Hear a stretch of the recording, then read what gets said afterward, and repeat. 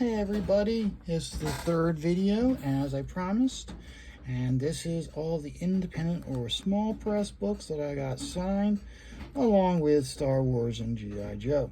So the first one is Crooks, done by CrossGen, and of course we got Andy Smith to sign it.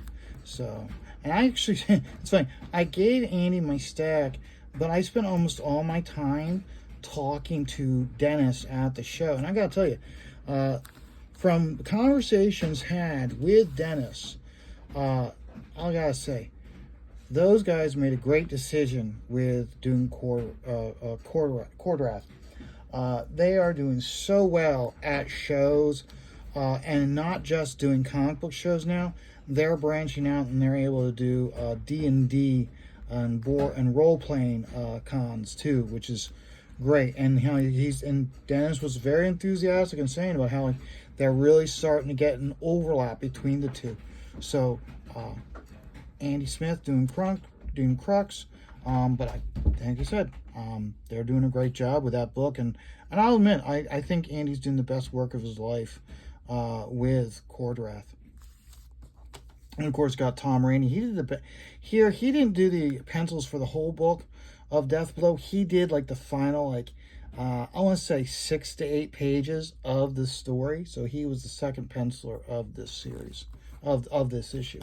And then of course, Defenders of the Earth, Jim Calafor, he wrapped up the series. He said that apparently even though they're going to be doing Defenders of Mongo, apparently he's not going to be doing that series. He's got something else in the works. So I was ashamed to hear him say that, but I congratulate him. We're doing such a great job with this series. So of course you can see I didn't get every single issue signed. I'll get those fill-in issues like 7 and whatever signed at Baltimore. And then of course we got Gotchaman by Chris Batista. He is so excited about this Gotchaman series, and even though Colin Bunn is moving on to a different series, they've got a different writer on, and it's it's getting better and better. And here's the important thing: is this is licensed out from the original Japanese company that has the rights to Gotchaman.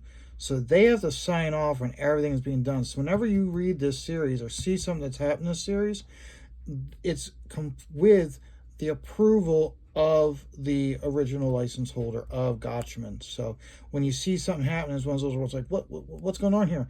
Nope, it's all with the blessing of the original. So it makes it even more that you have faith in the series. So I got him to do issues 1, 2, 3, and 4. So got him to do all 4 issues. And then of course I had Billy Tucci do this issue with She. So I was very happy to have him sign this one. And of course Chris Batista, he did the backup story of Speed Racer from Free Comic Book Day this year. So I was very happy to get him to sign that one. And then Billy Tucci did the cover for this Vampire PA. Told him JC's got to get his butt to Baltimore so I can get JC to sign all the other Vampire PA books and Al Capone Vampire. So, and then of course we started off with the Star Wars. Now I'd had Louise and Ron sign this numerous years ago, but I'd forgotten that Tom Mandrake also did the inks in this. So got him to sign that one. Then of course his wife, she did this whole series of Star Wars Legacy, almost every single issue. In fact, any issue that had Cade in it, she did. But whenever they were doing other stories with other characters, which they did that intentionally, so that way she had the time she needed to stay on schedule. So maybe every 8 issues, they would have a 2-issue of going on with what's also going on in the galaxy of Star Wars, to bring it all full circle and also give the time so that every single issue that had Cade Skywalker and the Cade Skywalker characters were done by Jan. So, but I had her sign issues 11, 26, 39, 47, and then of course Star Wars Legacy War issue number 4. Now, I always, her and John Ostrander did such a great job with this series that every single year when I see her, I'll ask her to sign at least 4 to 5 Star Wars comics. So, and then we got Mark Morales. He did Star Wars High Republic. I had some of these issues, not a whole lot, but I was one of those where it's like, yeah, I'll have him sign them.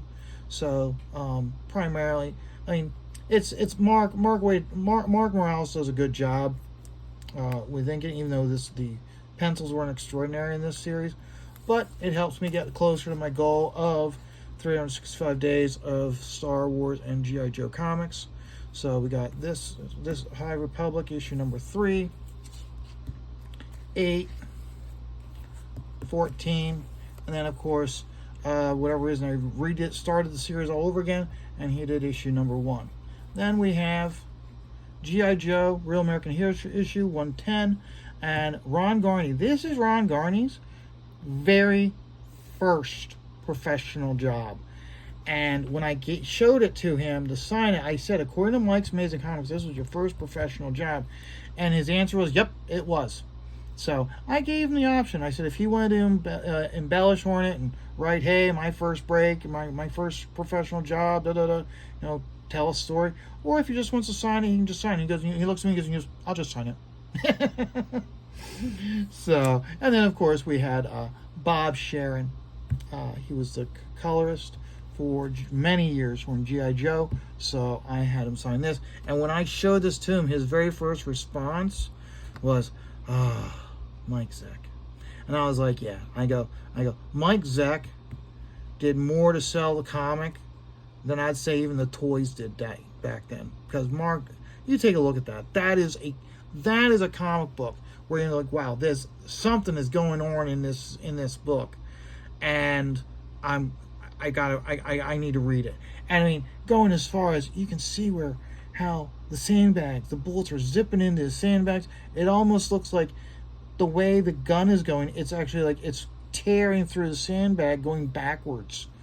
And just the intensity on all 3 of the guys. I mean, like I said, Mike Zeck it's amazing the job that he did to sell comics with sell comics just with his covers. So having the opportunity to have Bob Sharon sign this one, gotta be done. So, but that's these are the books that I got signed for, and I took a look.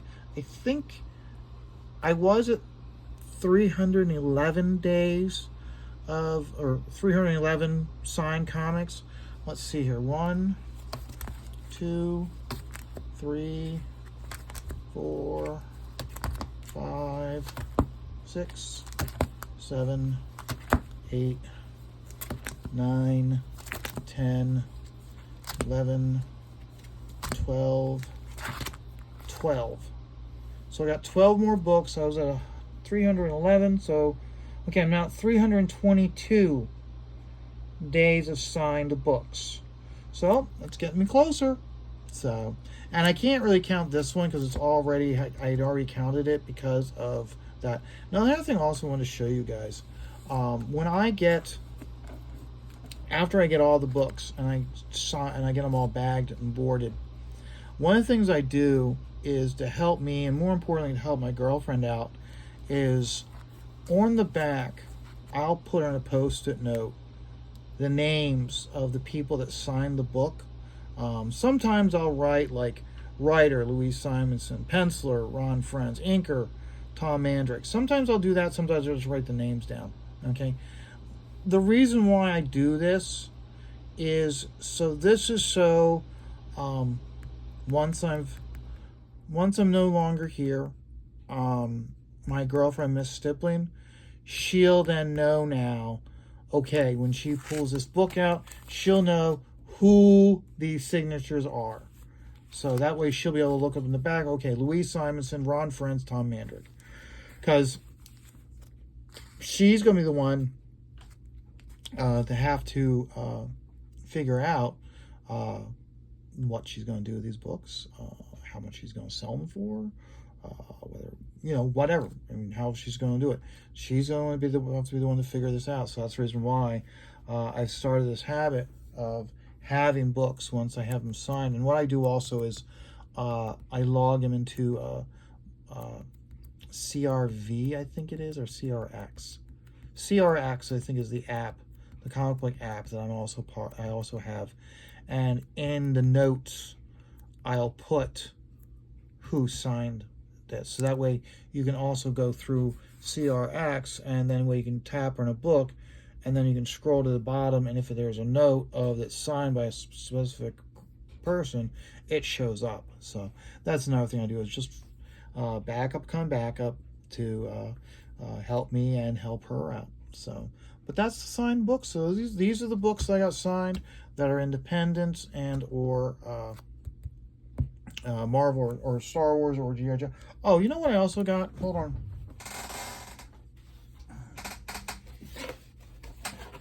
Oh, I'm sorry, I forgot about this. So I've got Phenomenova, books 1 and 2, both signed by Vaughn. So you can see his name there and there.